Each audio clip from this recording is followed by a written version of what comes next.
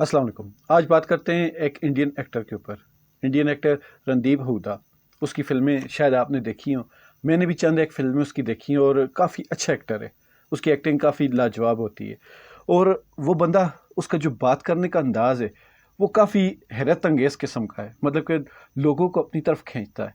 अभी कुछ दिन पहले मैंने एक वीडियो देखी और पता नहीं वो मुझे दोबारा वीडियो मिल नहीं रही। उनका कोई इंटरव्यू था और मतलब कि वो जो पब्लिक इंटरव्यू होता है ना, कि सामने ऑडियंस बैठी हुई होती है, तो फीमेल एंकर के साथ उनका एक इंटरव्यू था। तो वो फीमेल एंकर उनसे मतलब कि हिस्ट्री के सवालात पूछती है और वो जवाबात देते हैं। तो पहले आहिस्ता आहिस्ता वो नॉर्मल से जवाबात दे रहे होते हैं, फिर जब वो ज़्यादा गहराई से बातें करने लगते हैं तो जो फीमेल उसकी मेज़बान होती है वो भी काफ़ी हैरान होती है। वो अपने ऑडियंस से कहती है कि देखें, आज तो हमें हिस्ट्री के प्रोफेसर मिल गए। तो बात आगे बढ़ाने से पहले छोटी सी एक चीज़, कि वो इंडियन एक्टर है, इसके मुकाबले में अगर पाकिस्तानी एक्टर्स ऐसे स्टेज पर बिठा दी जाए तो शायद उनसे बात भी ना हो पाए, और हिस्ट्री की बात करना तो बहुत दूर की बात है। रणदीप हुड्डा ने जो बात कही, वो अक्सर कहा जाता है कि आपकी सोचें मुंतशिर होती हैं। कभी कभी आपके ऊपर इतना बर्डन होता है, इतना प्रेशर होता है, इतनी मुसीबतें होती हैं कि आपकी जो सोचें होती हैं वो एक जगह यकजा नहीं हो पाती, फोकस नहीं कर पाते आप किसी चीज़ पे। तो फिर ऐसे में कहीं कोई ऐसा ख्याल या कोई ऐसा वाक़या रोनुमा होता है जिससे आपकी सोचें एक जगह पे मरकूज़ हो जाती हैं। फिर आपको पता लगता है कि ये सारी चीज़ें कड़ी दर कड़ी आपस में मिल रही थी, जो आपको उससे पहले समझ नहीं आ रही थी कि मैं किस चीज़ को किससे सुलझाऊँ और किस को किससे उलझाऊँ। तो ये उस दिन मेरे साथ भी ऐसे हुआ कि इन दिनों पाकिस्तान के जो हालात चल रहे हैं, हर बंदा अपनी जगह परेशान है। जो मुहिब वतन पाकिस्तानी है वो ज़्यादा परेशान है, और जो पाकिस्तानी पाकिस्तान की हिस्ट्री पर भी नज़र रखते हैं वो सबसे ज़्यादा परेशान है। पाकिस्तान के मौजूदा हालात को रणदीप हुड्डा ने अपने एक फ़िक्रे में, बल्कि एक लाइन में या एक पैराग्राफ में, छोटे से पैराग्राफ में कैद कर दिया। उन्होंने कहा कि देखें, ये जो हिंदुस्तान की तकसीम हुई, ये अवाम की भलाई के लिए नहीं हुई। ये दो जो बड़ी साम्राज्यी ताकतें थीं, एक रशिया की और एक यूके इंग्लैंड की, गोरों की, तो उन दोनों की आपस की लड़ाई का नतीजा है। जो रशिया है वो अफगानिस्तान तक पहुंच गया था, उनके साथ उनके काफ़ी मुरासम थे और वो अपनी गर्म पानियों के लिए बंदरगाहें बनाने की तैयारियां कर रहा था। तो चर्चिल ने एक ऐसा बफर जोन बनाने का सोचा जो कि अफगानिस्तान के रास्ते जो रशिया गर्म पानी की तरफ आएगा उसको रोका जाए, और वो एरिया बनता है पाकिस्तान का। रणदीप हुड्डा ने कहा कि देखें, पाकिस्तान को एक बफर जोन के तौर पर बनाया गया, और पाकिस्तान को देखा जाए तो जब से इंडिया और पाकिस्तान दोनों अलग मुल्क बने, तो पाकिस्तान में ही जो बाहर ममालिक की अफवाज हैं या उनके बड़े बड़े लीडर हैं, इंटरफेरेंस बहुत ज़्यादा रहा। इमदाद भी पाकिस्तान को ज़्यादा मिलती रही, असला भी पाकिस्तान को ज़्यादा बाहर से मिलता रहा। और उसके बदले में पिछले 76-78 सालों में पाकिस्तान ने क्या किया, ये आप सबके सामने है।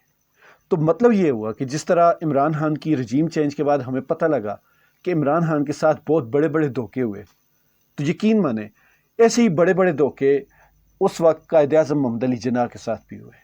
कायद आज़म मोहम्मद अली जिन्ना को दिखाया कुछ गया, कराया कुछ गया। फिर कायद आज़म मोहम्मद अली जिन्ना के क़याम पाकिस्तान के बाद के हालात देखें, फिर फातिमा जिन्ना के क़याम पाकिस्तान के बाद के हालात देखें, और जितने भी मतलब के मुखलिस और मुहिब वतन लोग थे उनके हालात देखें, फिर पाकिस्तान में जो हुकूमतों का रुझान था वो देखें, तो इंडिया और पाकिस्तान में बहुत ज़्यादा डिफरेंस नज़र आता है। गो कि वो जो बाहर से इमदाद आती रही वो मुल्क के ऊपर भी लगती रही।